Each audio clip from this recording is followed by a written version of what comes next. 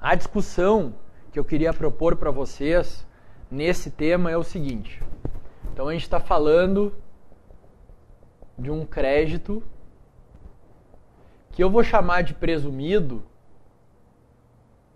por uma razão muito simples. Eu não paguei por ele.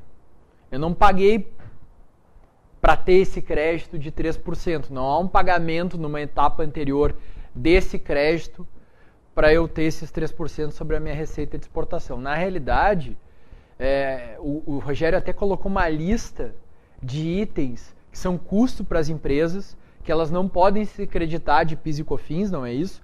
E aí foi a razão pela qual o governo entendeu que havia resíduos tributáveis, não recuperáveis, e que ensejariam então que os exportadores, para não haver uma exportação na cadeia de cumulatividade tributária, você tem então um percentual de um crédito geral de 3%, mas não é em relação àquela ou outra compra que não gera direito a crédito. Em razão de se ter itens que não se permite o crédito PIS e COFINS, se atribuiu um crédito de 3% das receitas de exportação, ou seja, daquilo que eu faturo e a lei contemplou dentro do regime do benefício do Reintegra, eu tenho 3% a título de crédito, que é um crédito presumido que, como eu disse, a ideia do crédito presumido, o Rogério deve ter passado isso para vocês, mas só para reiterar, a ideia do crédito presumido ela é uma ideia geral, como qualquer outro crédito, tanto no ICMS quanto no PIS e COFINS, que é, ou do próprio IPI. Eu só tenho crédito presumido porque na etapa anterior não teve a incidência necessária para me gerar o crédito pela não cumulatividade. Então, o crédito presumido é sempre tratado, olha, eu estou te dando, mas eu sei lá que não tem. Então, obviamente, tem condições para você poder aferir esse benefício. Então, o crédito presumido é sempre tido como um benefício. Então, a gente tem que avaliar um pouquinho como que esse benefício na esfera federal, ele acaba tendo uma repercussão negativa em alguns tributos federais também. E como é que as agroindústrias, os agroindustriais estão tratando esse assunto? Acho que isso que era importante, isso que eu queria passar para vocês, até a título de, primeiro, de conhecimento, e como vocês são colegas, tanto quanto eu, até as oportunidades que eventualmente podem surgir em relação a esse tema. Então, o Reintegra é um crédito presumido, como eu coloquei ali, de 3%. O Rogério deve ter dito isso, possível de ressarcimento ou compensação com outros tributos federais. A minha discussão não é essa, tá? Isso ele já apresentou para vocês, mas só para relembrar o tema. Qual é o ponto? O ponto é o seguinte, ele também deve ter dito isso. Olha, existe uma série de produtos por NCM, por classificação fiscal. Isso está no material que vocês receberam, tá? Então vocês não precisam se preocupar com isso. Mas assim, eu aloquei só os itens que são de agronegócio aqui. Então vocês vão ver no material que o Reintegra é muito maior que isso, mas eu coloquei os itens que têm a ver com a parte agroindustrial.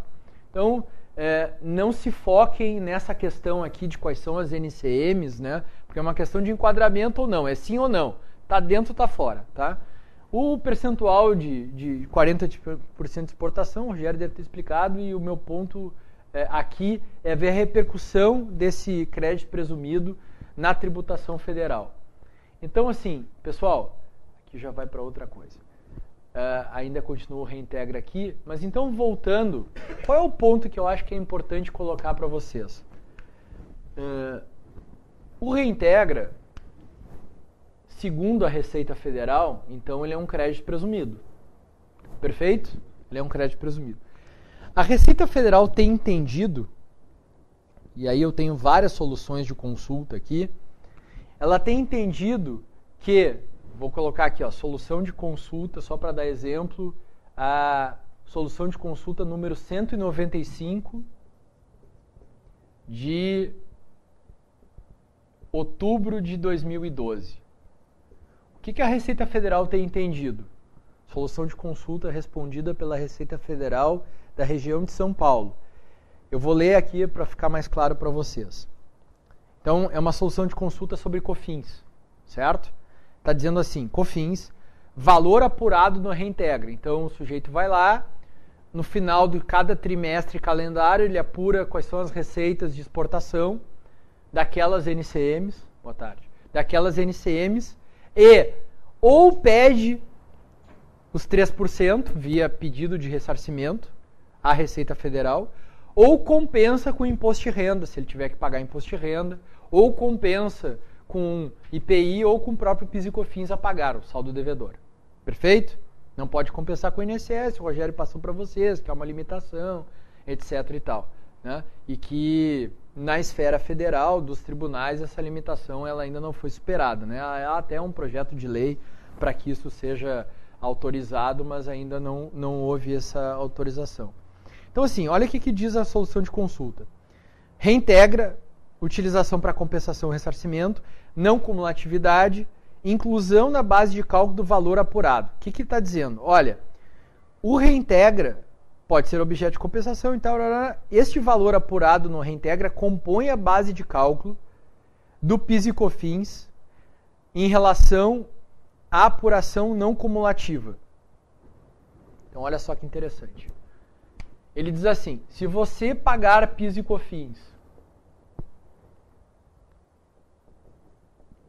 no formato não cumulativo, o reintegra é objeto de tributação, ou seja, você vai pegar os 3% do valor que você recebeu, o valor que você apurou, melhor dizendo, não que você recebeu. Então, aqui tem um primeiro problema. Então, vamos pegar um exemplo de um primeiro trimestre calendário de 2012, certo? O que vai acontecer? Lá em abril, o sujeito vai pedir o primeiro trimestre calendário.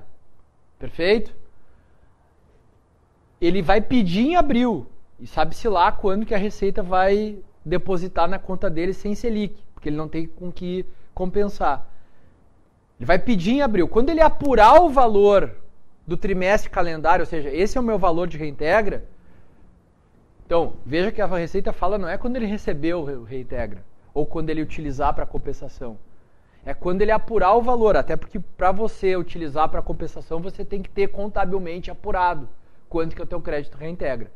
Ou seja, quando você apura o seu valor na sua escrita fiscal, você teria que já no mês seguinte, pelo regime de competência, tributar pelo regime não cumulativo os 3%. Ou seja, o valor que seja aqui de reintegra, vou botar aqui, sei lá, 300 mil reais, uma hipótese. Desses 300 mil reais, você vai ter que oferecer a tributação PIS e COFINS.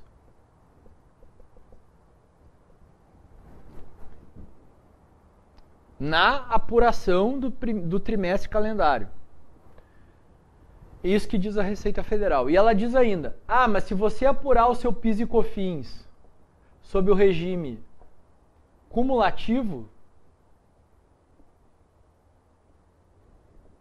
então aqui a alíquota é 9,25, vocês já sabem, e aqui a alíquota é 3,65. Se você apurar o seu PIS e COFINS sob o regime cumulativo, cuja alíquota é 3,65, você não precisa oferecer a tributação reintegra. Então, assim, primeiro ponto.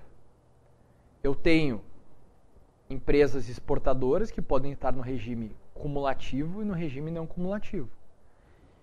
Não importa se elas estão, em que regime elas estão, importa saber para o reintegra se elas têm receita de exportação de algumas dessas NCMs aqui. Bom, para saber se ela vai oferecer a tributação na visão da Receita Federal, o valor apurado no trimestre calendário de cada trimestre, o valor do reintegra, eu preciso saber qual é o regime de PIS e COFINS que ela apura, se é no não cumulativo ou se é no cumulativo. Eles vão dizer, tá, mas por que essa diferença? Alguém se arvoraria a dizer por que, Luiz Gustavo? Por que no regime cumulativo a Receita Federal está dizendo que eu não tributo reintegra e por que no regime não cumulativo eu tributo reintegra? Alguém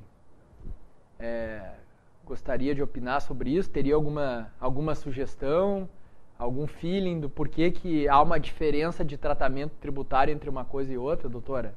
Não? Todo mundo tímido, sexta-feira. Bom, pessoal, que a questão é a seguinte, qual é a base de cálculo do PIS e COFINS não cumulativo? Qual é? Receita? Muito bem. Luiz Gustavo já ganhou um ponto na prova. se tivesse prova. Né? E qual é a base de cálculo do PIS e COFINS cumulativo? É receita também? Aparentemente sim, né? Mas não, né, gente? A base de cálculo do PIS e COFINS cumulativo é faturamento. Veja que lá a base de cálculo do PIS e COFINS cumulativo é a receita, assim compreendida a receita oriunda da venda de mercadorias e de prestação de serviços, que era o conceito que a gente tinha pela 9718. E quem está no regime cumulativo se rege pela base de cálculo da 9718.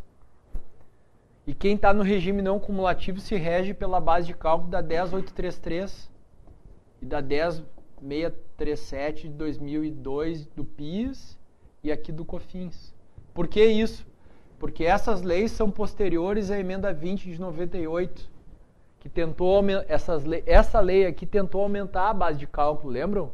Do PIS e COFINS, de faturamento para receita, antes da emenda constitucional. E o Supremo disse que não podia.